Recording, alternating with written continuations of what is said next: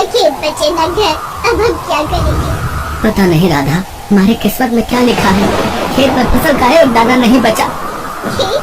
घर में रखी सारी उपज और बीज भी बह गए। पता नहीं अब कैसे गुजारा होगा हमारा। रामपुर गांव के हर घर की फिलहाल यही कहानी थी। 4 दिन पूरे इलाके में बाढ़ आई गई। राम के खेत में कई फसल की बाढ़ हो गई। हर तरफ तबाही का मंजर था। किसी को कुछ समझ नहीं आ रहा था कि हम क्या करेंगे और कैसे चलेंगे। खाने के बिना पूरा दिन बीत। फिर पूरे 2 दिन बाद पानी जब कुछ कम हुआ तो सरकार के कुछ लोग थोड़ा थोड़ा अनाज गांव के सभी परिवारों को दे गए।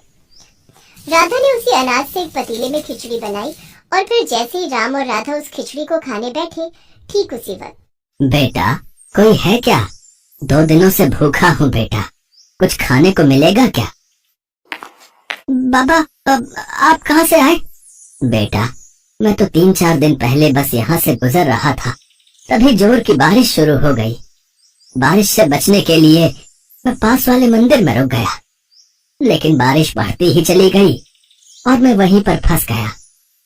अब पानी कम हुआ तो बाहर निकल पाया।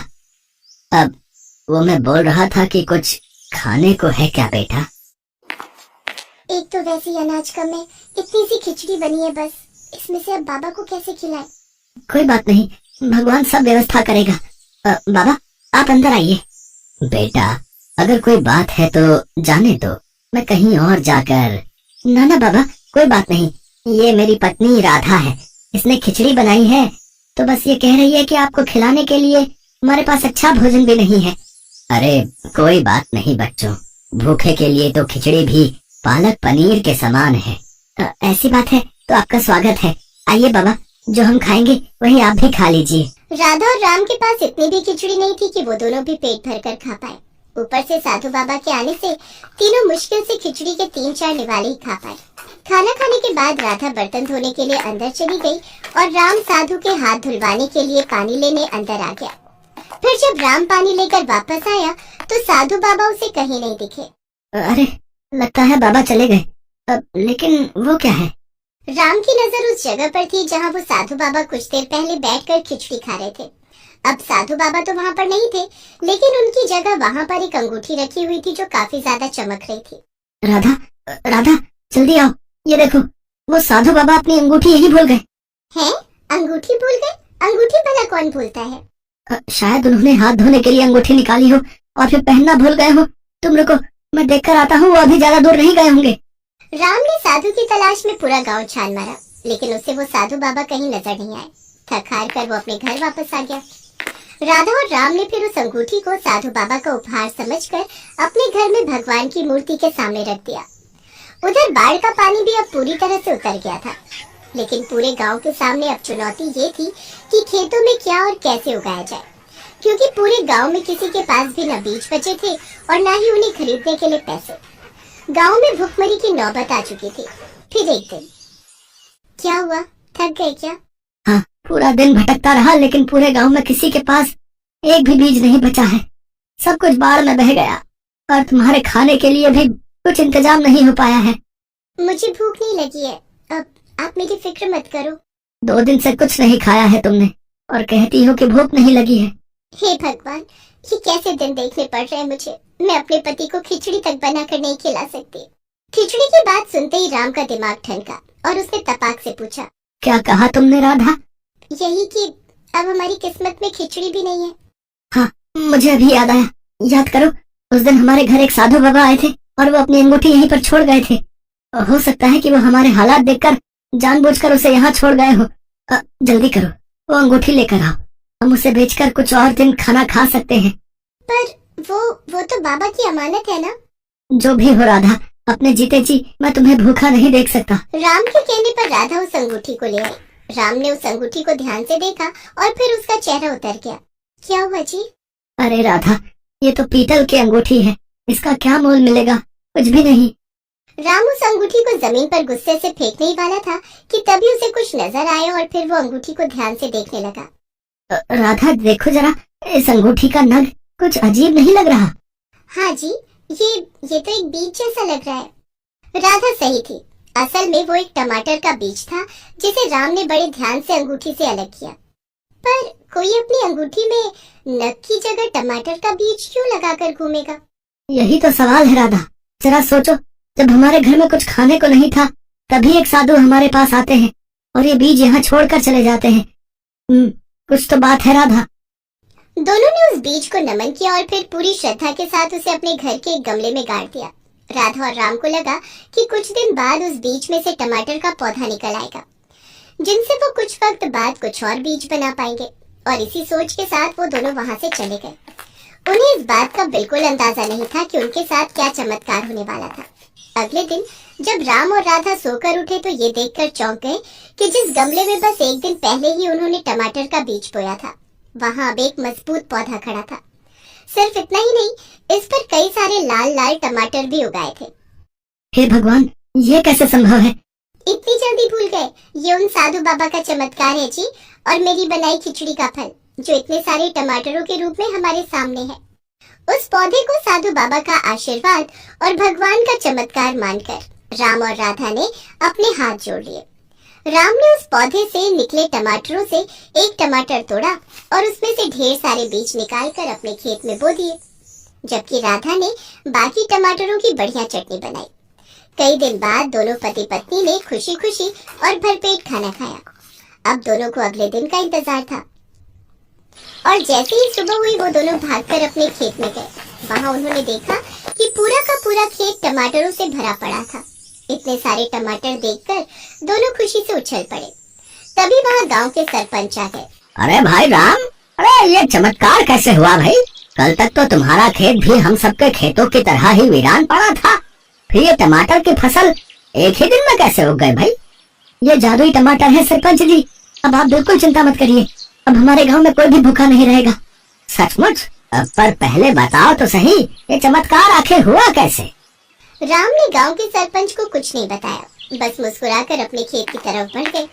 उसने अपने खेत के लाल लाल जादुई टमाटर पूरे गांव में बांटे और सभी ने उन टमाटरों के बीजों को अपने अपने खेतों में बोया। कुछ ही दिनों में गांव का हर खेत लाल जादुई टमाटरों से अटा पड़ा था। अब तो ट्रक के ट्रक गांव आते और यहाँ के खास टमाटरों के बदले गांव के किसानों को बढ़िया दाम देकर जाते। कुछ ही दिनों में पूरे गांव की तस्वीर बदल गई। राधा और राम की भी काया पलट हो चुकी थी, लेकिन इन सब के बावजूद उन दोनों ने दूसरों की मदद करना नहीं छोड़ा था।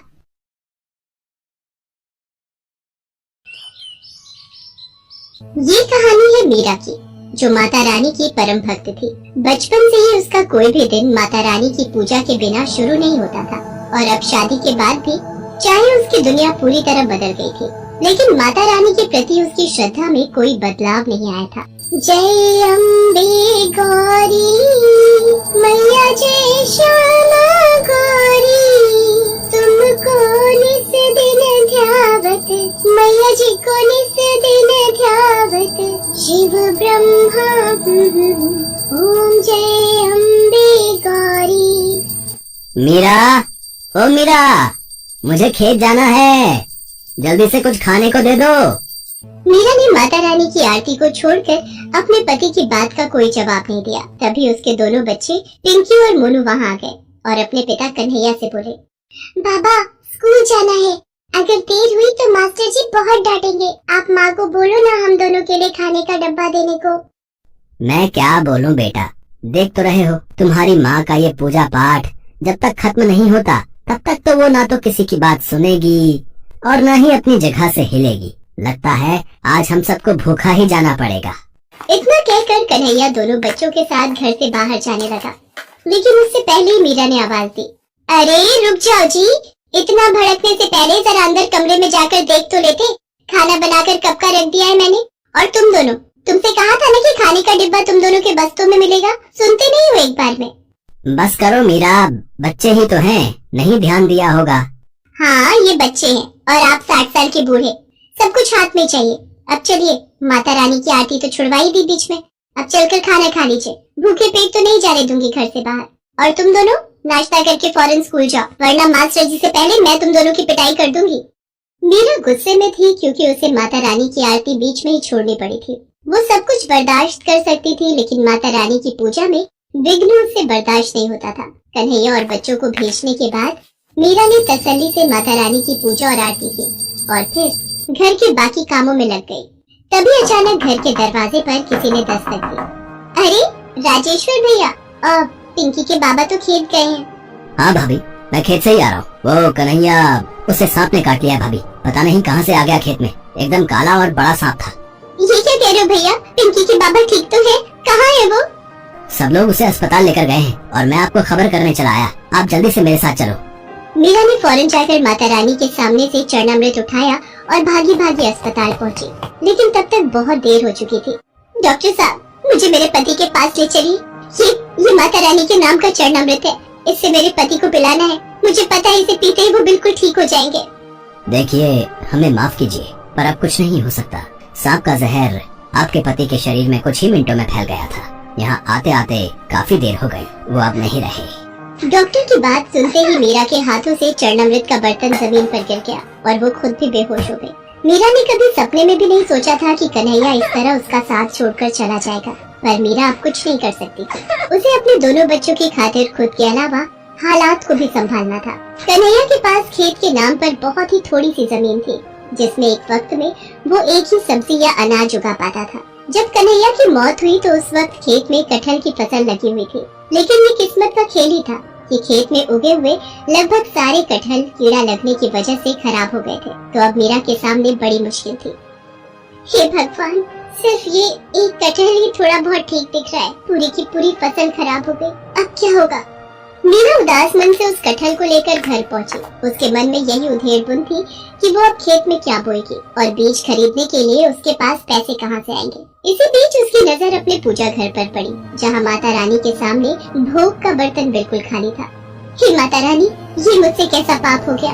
जल्दी खेत जाने के चक्कर में माता रानी को भोग लगाना ही भूल गई। माफ करना माँ, मैं अभी भोग के लिए कुछ बना कर लाती हूँ।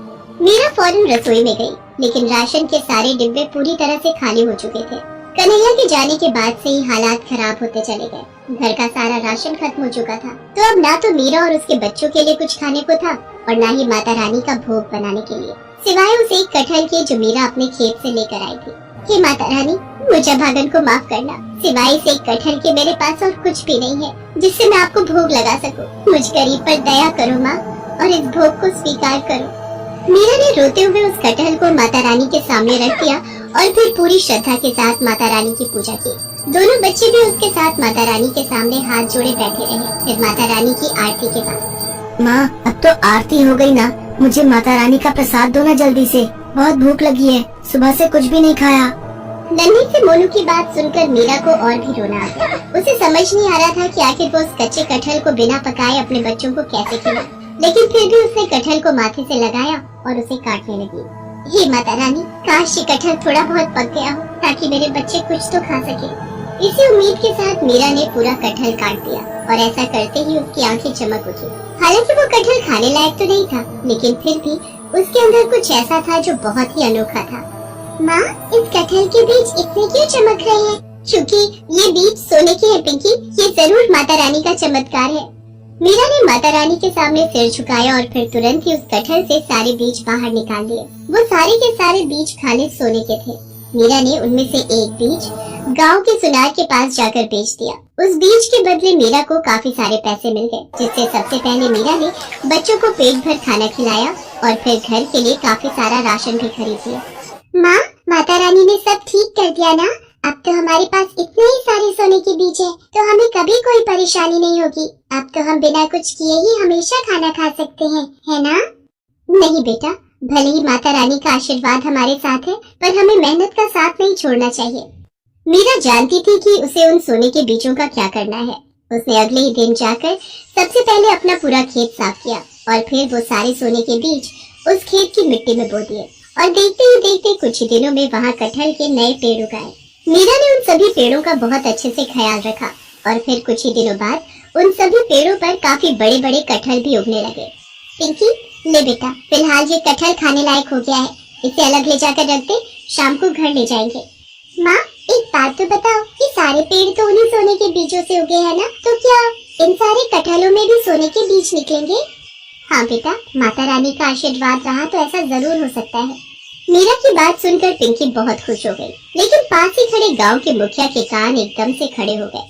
अच्छा तो ये बात है, तभी मैं सोचूं कि ये कन्हैया की लुगाई के पास खेती करने के पैसे आए कहाँ से। जरूर ये कोई जादू का चक्कर है, लेकिन जो भी हो बात सोने की है तो मुझे कुछ तो करना ही पड़ेगा। मुखिया एक नंबर का लालची आदमी था।